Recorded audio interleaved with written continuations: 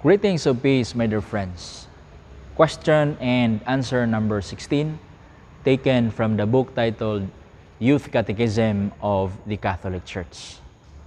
Question: what is the right way to read the Bible?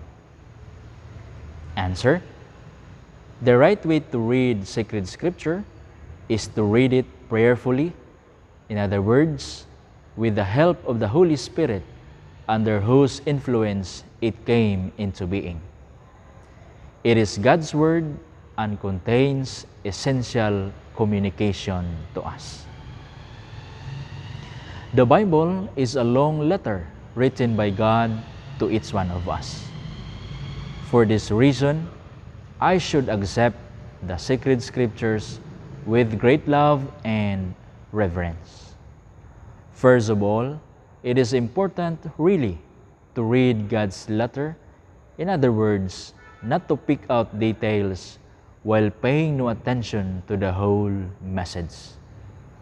Then, I must interpret the whole message with a view to its heart and mystery, Jesus Christ, of whom the whole Bible speaks, even the Old Testament.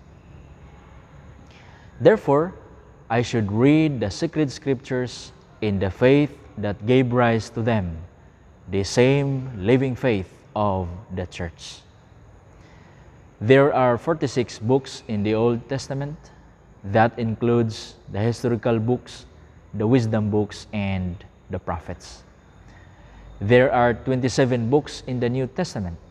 That includes the Gospels, the Acts of the Apostles, the letters of St. Paul, and the Catholic letters.